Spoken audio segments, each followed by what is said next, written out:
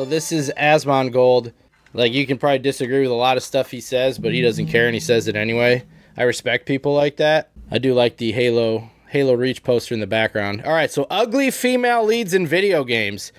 Let's get into this and see if there's anything to talk about here. Like I said, I have not seen this yet, so I want your guys' thoughts on this as well. Hi guys, it's me again, and today we're going to be talking about some drama. We're going to be discussing the new games that got announced at the Game Awards, and I watched the show. I thought it was great. I had a good time, but a lot of people didn't. And guess what? It's for the two main games that got announced there, The Witcher 4 and also Intergalactic. Now, both of these... Now, with The Witcher 4 and Intergalactic, why are people focusing on the character?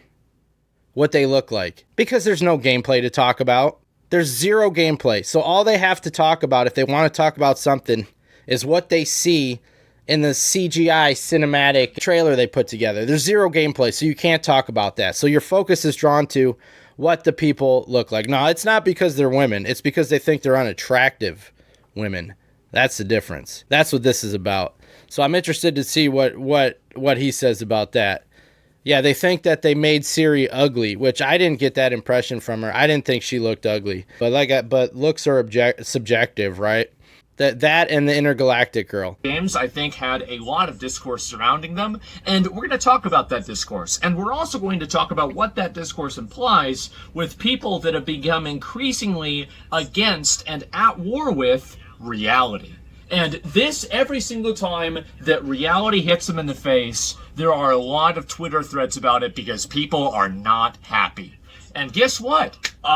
If you spend all day on the internet, you usually have a distorted view of what the world looks like. And even to a... how true is that? The internet, especially like Twitter and things like that, is such a bubble. It's such a bubble. These people that argue about shit like this have no concept of what goes on in the real world. Some of the stuff that these people argue about, like being an FF7 fan, I see this all the time. These people that argue over whether Cloud should be with Tifa and Aerith they are freaking lunatics and they are insane. Obviously, everybody knows Cloud should be with Tifa, but it's not something you should be arguing about like it's the most serious thing going on in the world. There was people that actually gave death threats to the writer if he didn't put Cloud with Aerith. I mean, these people are lunatics, but that's like not understanding reality when you live in a social media bubble all the time. Certain extent, I'm sure so do I, but it seems like these people are even worse than I am. So anyway, let's go ahead and, at the beginning, I want to talk about one thing before we get into either of the games, actually. Let's talk about subjective opinions. So anybody cannot like or like a video game for whatever reason that they want. They don't have to justify this. They don't have. And that's what I was talking about, subjective. Ugly is not a factual word.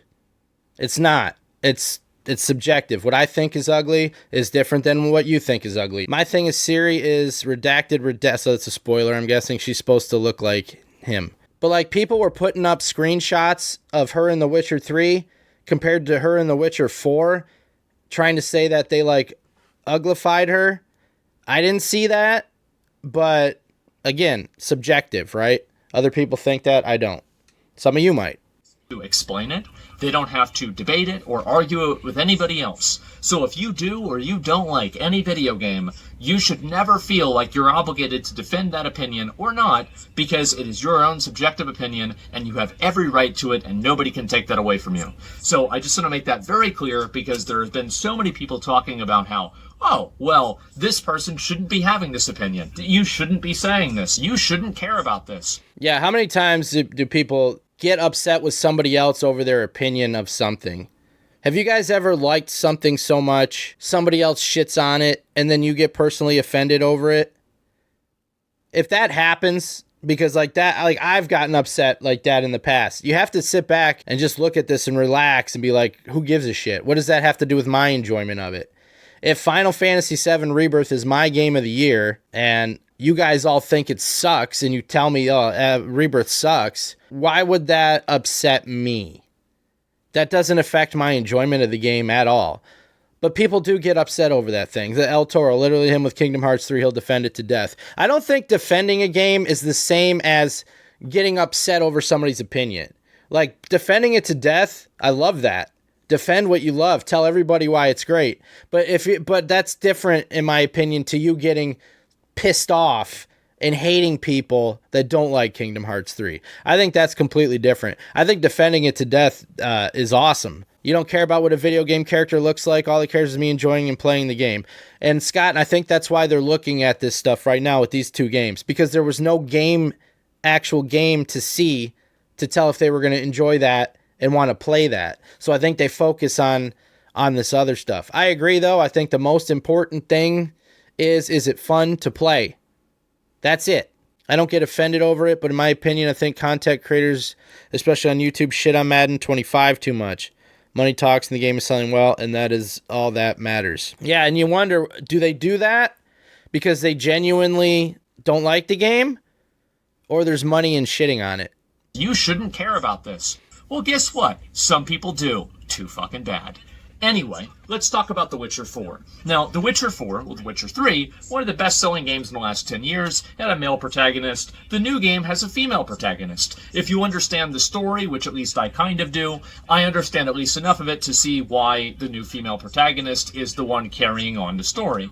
Now, this, however, has caught a lot of people. Okay, so that's something outsiders may look at this and be like, oh, they took the dude out and they put the chick in, so they're trying to be woke. And what he's saying, and I think El Toro, you said the same thing. No, that makes sense because that follows the story, that follows the lore. So I think a lot of criticism, well, I think a certain amount of criticism for games come from people that don't understand it and they're looking at it from an outside perspective. And it's frustrated a lot of people because I think that there has been a growing trend that people are observing of genres and different IPs that have had a male lead that's being replaced by a female lead. And I think also this is, again, it goes into my first point about people being at war with reality. Because I've got to tell you guys, gender is a massive barrier with relatability. It just is. And that doesn't mean that that's the case with everybody. I'm sure there's going to be people that, All right, before we continue, he's known for, like, having a disgusting room, and he was going to, like, clean it up and stuff, and I think he's actually cleaned it up. But what's cracking me up is this plastic spoon in the background attached to the side of a desk or something. How does that happen? Like, look at this Pepsi case, and then go up. And see the plastic spoon, like, stuck to the side of the desk? How does that happen? You guys, gender is a massive barrier with relatability. It just is. And that doesn't mean that that's the case with everybody. I'm sure there's going to be people that, can't understand abstract ideas, so they have to comment and say, that's not what I think. Gender and relatability. Does that matter? Like, obviously, I can't relate to being a woman. And you in here that are female can't relate to being a man. But does that take you out of playing as them in the game? Like, I don't think so. I've played lots of games with female characters, and I'm never sitting here going, man, I don't feel like this is me. I'm not female. Like, I don't play with a muscular dude, and like, I don't play with Marcus Phoenix, and I'm like, oh man, I can't relate to him because I don't have big muscles like he does. I've never judged a game on if I feel like I could actually be the person playing it, because I'm playing these games because it's not reality, because I can't be these people. I don't want to be that guy, but games like Stellar Blade, Horizon, and Tomb Raider are a balance of badassery and beauty. Yeah, there's nothing wrong with that either. Reality check. There's beautiful women out there. Should they be excluded from video games? So I've never played a game on whether I could relate to the main character. Now, there may be some things in some games where something happens to a main character. I can relate to that. Something similar happened to me. But like the majority of times, I'm playing these totally unrealistic video games that can never happen in real life. So I don't need to feel myself as the character. Well, that's nice, but I think that in a general sense it is. I think gender is a massive barrier to relatability. So if you take a character that people relate to and they can see themselves in, and you change its gender, you do fuck with a lot of people's vision of the game and of the story. I think that's just how it is. And you can disagree with that, but that doesn't mean that it's going to go away. I think it is very, very, very much the truth. And so a lot of people are unhappy about this. And they also thought that Ciri is uglier, because if you compare her model in-game for The Witcher 4, for The Witcher 3, and then you look at The Witcher 4, she does look a bit older, and it's a CGI trailer, so there's a lot more detail put into it. It looks more realistic. Now, my personal opinion... So that's what I was talking about. I saw people complaining about that same thing. Oh, she looks uglier than she did in The Witcher 3. I didn't see that. I saw what he saw. She looks more, maybe older, seasoned. I don't know the time difference between the games. Obviously, PS5, you're going to have more detail, more facial details. But I didn't get that opinion anyway. But again, subjective. Witcher 3, and then you look at The Witcher 4, she does look a bit older, and it's a CGI trailer, so there's a lot more detail put into it. It looks more realistic. Now, my personal opinion... I have actually personally dated a Polish girl with a big nose. So I think that she's fine. But that doesn't necessarily mean that everybody else does. If you think she's ugly, you don't want to play the game because of that, that's fine. That's whatever. I personally don't think so, and I think... That would be weird. That would be weird. Everything about the game looks great, the game looks fun, but I'm not going to play it because the person's ugly? What point are you trying to prove there? That's just weird. Yeah, you have to be a robot to relate to Astrobot. Exactly. I don't think you need to relate to the person. Maybe in an RPG where it's a custom creator if you want that options. I don't. If I'm playing a fantasy RPG, I'm not going to be in that situation. I want to make a cool character, and I don't need to feel like I'm... Some people do. I get that. But for me, I don't need to relate to the character at all. I'm never going to be a robot for Astrobot. I'm never going to be Cloud. I'm never going to be Indiana Jones. That's what makes it fun. Because I can do things in these games that I would never be able to do as me.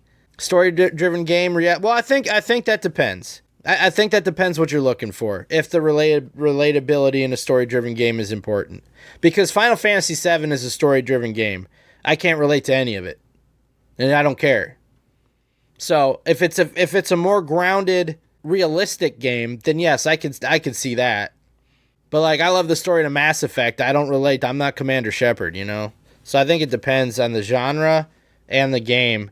CD Projekt Red has earned a degree of my trust with how well they've handled Cyberpunk and also The Witcher 3 that I'm going to give them the benefit of the doubt, and I'm going to really, really hope that the game is in fact actually good. So we'll have to wait until we see her in-game model and we see a little bit more of the story before I go ahead and start complaining and crying about this all too much. So there's that. Now, the second thing I want to talk about is the growing issue with a lot of games that are adding characters that are unattractive, unappealing, and unlikable. And oftentimes it's all three. Yeah, this is a complaint. I have seen this, so I'm not going to sit here and say I haven't. I've noticed there are some games where they'll try to... It's like they're trying to make them look uglier. Look at the new Perfect Dark game coming out. Compare what Joanna looks like in that to what she looks like in the older games. It's not even close. So I do see that happening sometimes, and I don't know if that's a conscious decision saying we need to make her uglier, or if they're just like, that's what they think is a good design for it. Who knows? Again, that stuff is subjective, but I definitely see it with Perfect Dark. Unfortunately, but many times it's in fact just one. And so what's happened is that I think that a lot of studios have fallen prey to this idea that players and people want to have realistic characters. I don't actually think that this is true. I think that this is a media narrative that's created by journalists and it's created by people that write about video games, talk about them. But the truth is that I think most people, they actually do care about what a character looks like to an extent. And the people that don't care are irrelevant anyway, because let's go ahead and use a little bit of logic. So why would you ever put a ugly character in a video game? Well, I think that this serves no one. I don't think it serves anybody, because for all the people that don't care whether the character looks good or not, well then those people are going to play or not play the game anyway, and the reasoning for that is going to be completely independent of the character's appearance. And for the people that are going to play a game or do care about a character's appearance, and they use that as a criteria of whether they like the character or not, and by the way, a lot of people say that people don't do this. If people didn't do this, microtransaction cosmetics would not be making billions of dollars, okay? That's a good point. They try to sell microtransactions on what's going to make the character look good to people. He says ugly characters serve nobody. So that's where I'm wondering, if that's true, why does it happen? Is it not on purpose? Do they, like, beauty is subjective? Do they think these are good-looking characters that they're making? Are they purposely trying to make people ugly? We need that Maybelline DLC pack. Like, this is just such a completely stupid, delusional thing to say. They would not be able to sell all these cosmetics if people did not care about how they looked in video games.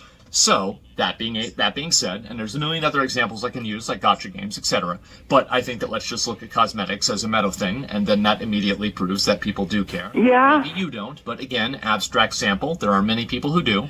And for the people who do care, I do think that having a character that is unappealing, unlikable, or just in general not something that people want to see, that's just unrelatable. I think that's another really component. Developers are afraid of objectifying women. It seems like those are Western developers. I'm not saying Eastern developers are objectifying women, but they're not afraid to do things that people from the West say is objectifying women. Like, look at Stellar Blade. I do think that having a character that is unappealing, unlikable... That's it. Or just unlikable. I think unlikable and unappealing is different from visual looks. Look at the Forspoken character. Why did people not like her? Go listen to her dialogue. The most, like, if you knew this girl in real life, you would not want to be her friend.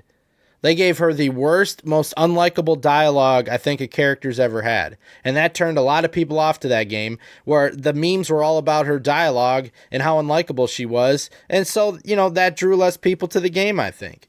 So, I think if your main character is just like a bitch or an asshole or a dick, like somebody you would not want to be around in real life, because there's a difference between being like, Cloud can be a dick, right? But it's not unappealing. The Forspoken girl, her dialogue, very unappealing.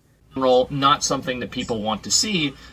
That's just unrelatable. I think that's another really component. Not necessarily what people don't want to see, but just in one way or another, unrelatable. I think this serves literally zero purpose. And in fact, all it does is it serves to hurt the game. So let me explain why. Again, so you have all the people who are, they don't care about the way the character looks. They don't give a shit about it. They're going to play the game based off of the gameplay. Well, they've already made their decision, and the way the character looks, stated by them, is that they don't care. So then you only have the remaining people who do care about how a character looks. Now, do you think that more people care if a character is attractive or unattractive? Do you think that more people want a character inside of the group of people who care about the way a character looks? Are there more people inside of that group that want the character to be attractive or unattractive? Well, I'm just going to take the wild guess and think that they probably should think that the character should be hot. That's it. And this is also true for guys as well. I don't really think that anybody wants to play, well, maybe some people do. Many people probably don't want to play a version of a fat neckbeard brony wearing a fedora with a My Little Pony t-shirt with cargo pants and socks and sandals on. And this guy is going to be the one who saves the world from God. Yeah, I mean, I've been looking for that game. I don't know about you guys. He made a good point. It works with guys too, because like a lot of guys will get flack for, oh, you just want hot chicks in games, which there are obviously guys that want that, but you can appreciate the look of a character and not, oh, that's the only reason why I'm playing. But it works the other way, right? Girls like Rufus. Girls love Rufus. Clive, Sabrina. So it goes both ways, and I think there's nothing wrong with that. Many people probably would not really relate with that character, and they'd rather have somebody like Clive from Final Fantasy XVI. And so this is true cross-gender, but it's also another big issue, what I was saying before, about people that are living in opposition to reality. A lot of people are in the mindset that these things are not relevant. These things do not matter. And again, they don't matter to a lot of people, but they matter to enough people for this to make a difference. And I also hear the narrative that these are things that are only held by a small minority of people. Only a small minority of people actually think this. And I have a challenge to everybody who thinks that. if you think that all of the people that dislike whatever game it is, whether I think the Intergalactic game is probably the one that's most worst received, I want you to find me a reveal trailer of a video game that has a less than 50% like ratio that turned out to be a success for a studio. Is that true? Go ahead. Is that true? I wonder if that's true. He seems pretty confident on that. What he's saying is the Intergalactic, the Heretic Prophet, I think that's the full name of it, the Naughty Dog game that was revealed at the end of the Game Awards, has more dislike than likes on the trailer on YouTube. He's saying there's never been a game that's been the case that has been successful. And he's using that to prove his point that if people think a character is ugly, the game is going to fail. I wonder if that is true. He seems pretty confident that that's true, but I don't know. Do you guys know, has there been any game that's been blasted dislikes out the ass compared to likes, and then it ended up being a really good game?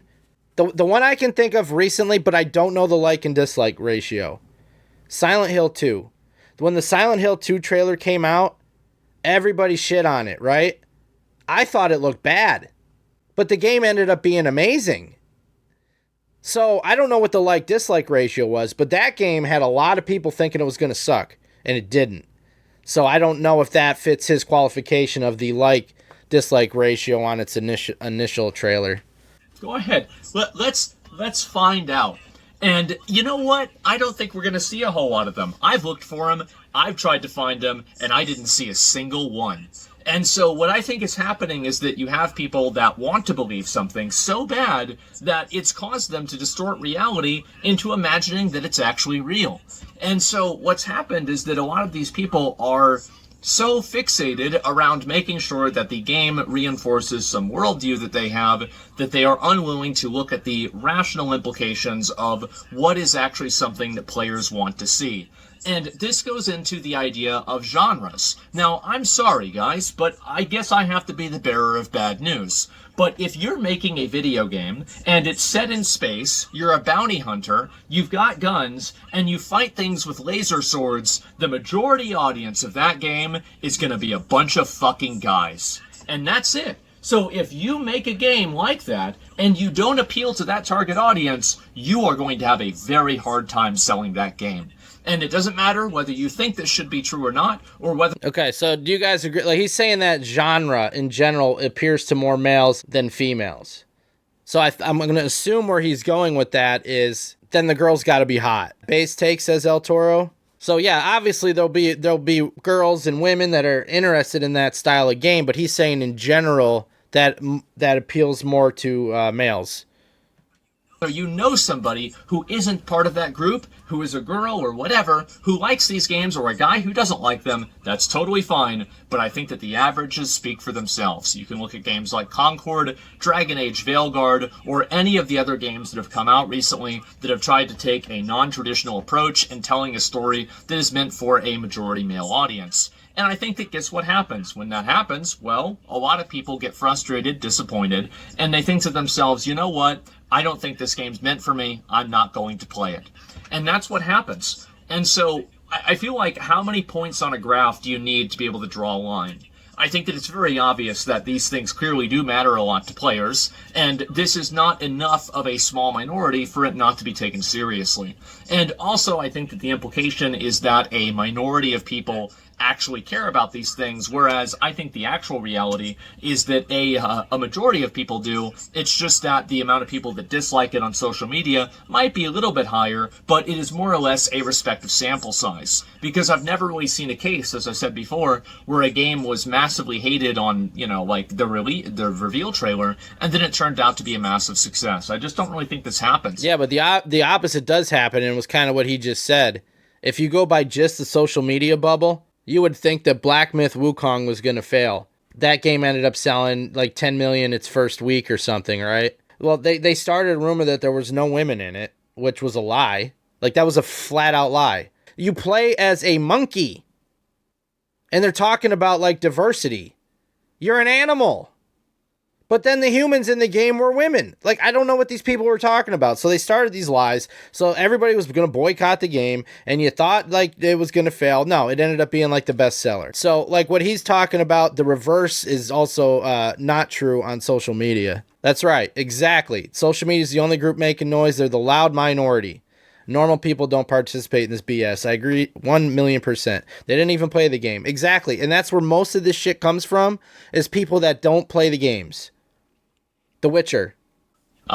First impressions are really important, and it matters a lot if you make them or not.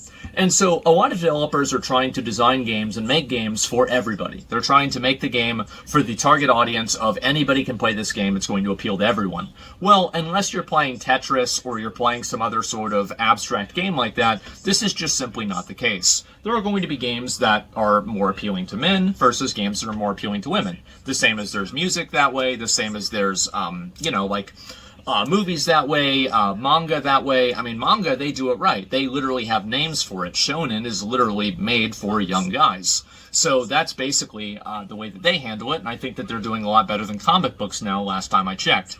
So the big issue is that people are trying to design and create a narrative that is based off of a worldview that doesn't actually exist. And what's happening is that you see games like Intergalactic, and you see games like Concord or Dragon Age or whatever, where they are designed with this perspective that, well, anybody can relate to anybody. And of course this can be true to an extent, but it's not true on a law of averages.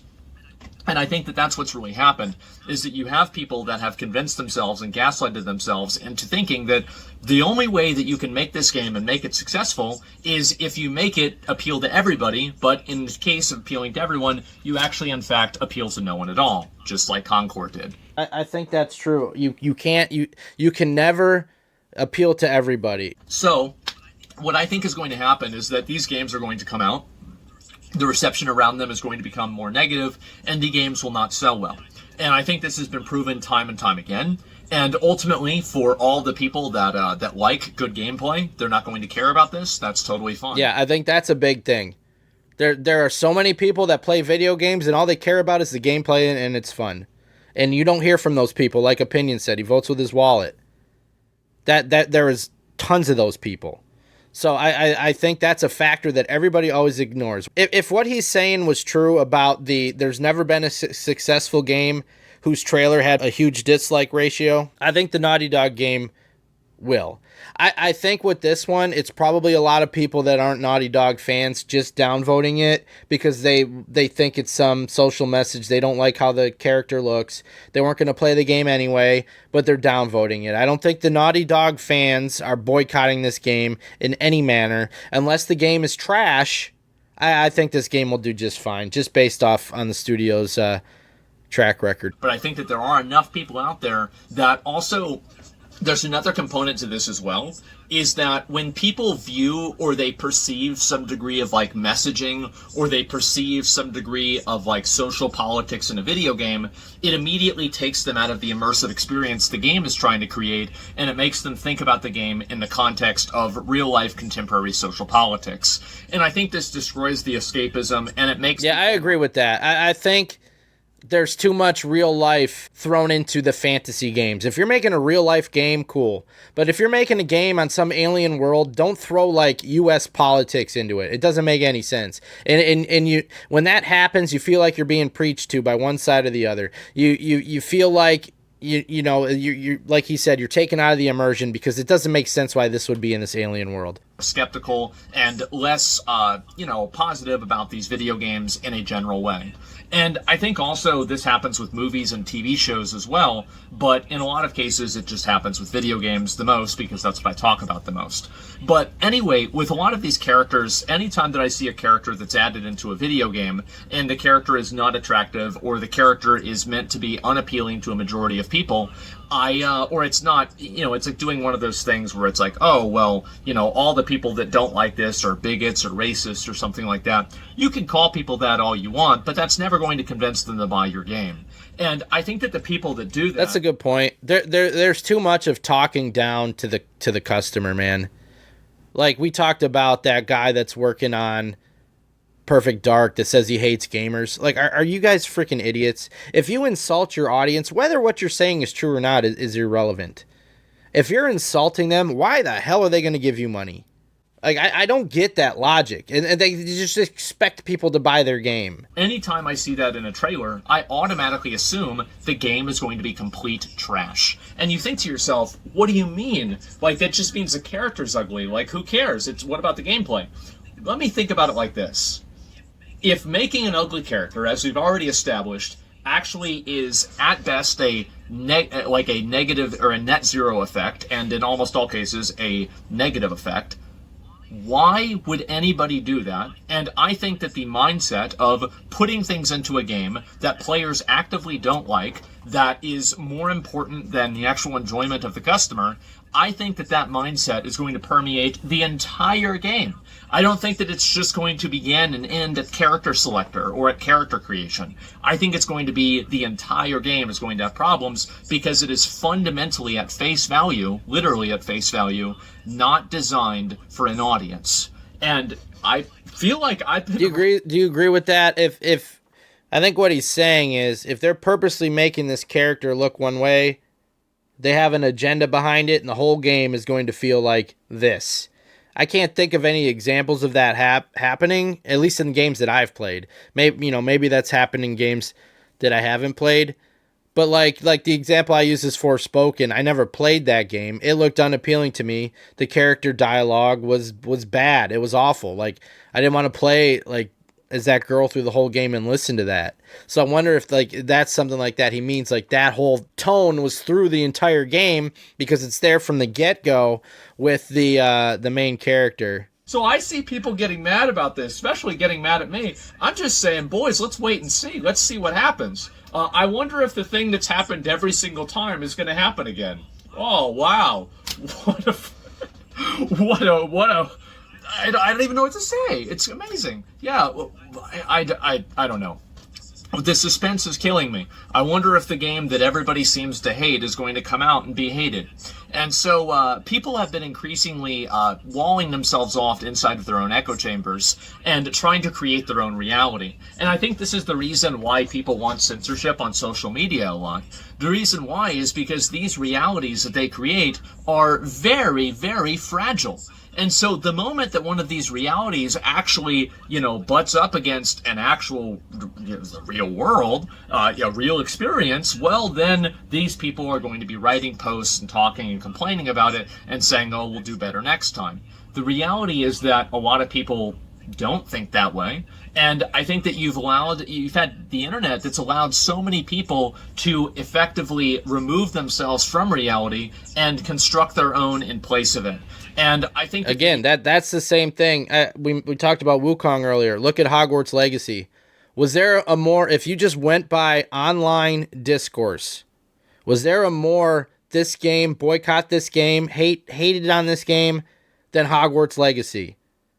You would have thought that game was going to bomb. It was like the #1 selling game of the year. So you can't at all go by this unrealistic world that these people in the social media bubble live in because it's not reality. So even though he may be right in saying the like to dislike thing determines whether a game's going to be successful, we're still talking about the people on the internet being loud. So I don't think that is a guarantee that this game... I think the Naughty Dog track record is more in favor of this game being successful than the dislike thing, meaning this game is not going to be successful.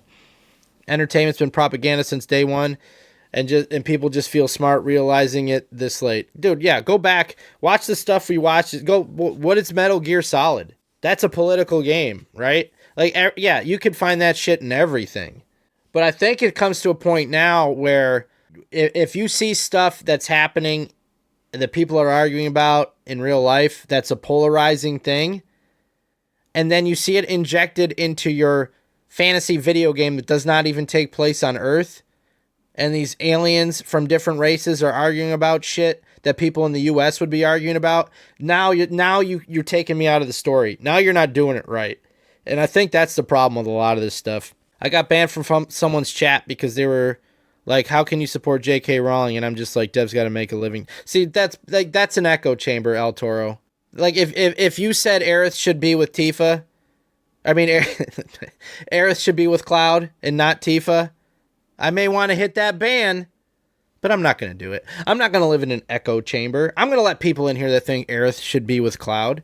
Like, I can't stand the echo chamber thing. You must think exactly like us to communicate with us. So what's wrong with what you said? It's logically makes sense. But it doesn't matter. You have to agree with everything that someone else agrees with. I got news for those people. If somebody has to agree with every single thing you agree with, you will have 0 friends. There's not one person that will agree with every single thing that you agree with. Video game discourse is a very good microcosm of that, but you're seeing this with politics, you're seeing this with, like geopolitics, you're seeing it with social issues, you're seeing it with everything.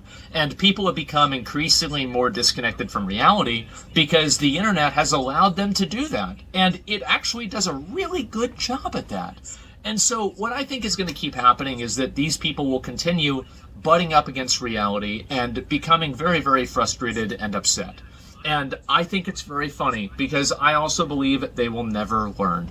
But anyway, guys, those are my thoughts. I think Witcher 4, we're going to have to wait and see. I think with Intergalactic, the game, as I said, the graphics for the game look incredible. But I don't really think the game's going to do very well. You make a space bounty hunter video game, and you have like a bald girl who isn't conventionally attractive. I don't think you're really going to get that male audience that those games are really intended for. I don't think you're going to get them. And so we're going to have to wait and see, but that's my prediction.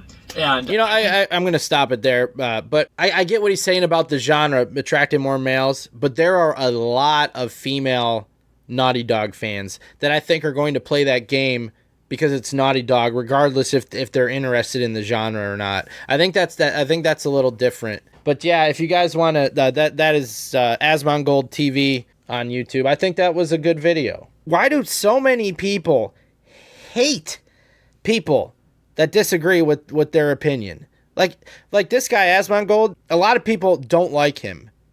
And it's not because of the way he speaks. I think you guys could tell in that video. He speaks very well, very intelligent. They don't like him because he says things they don't agree with. Some of the things we heard in that video there. Like like I'm saying, if you don't like somebody because they disagree with something that you think, you're not going to like anybody. You're just miserable and you want to hate people. Yeah, I like watching this guy. I don't agree with everything he says, but that doesn't mean I'm not going to like him. I guarantee you, every single one of you in here, there's something we'll disagree on. So if I had a rule like the Discord or Reddit or whatever El Toro got banned for, if I had a rule that anybody I disagree with, I'm going to ban, I would have 0 viewers. People got to stop thinking like this, man,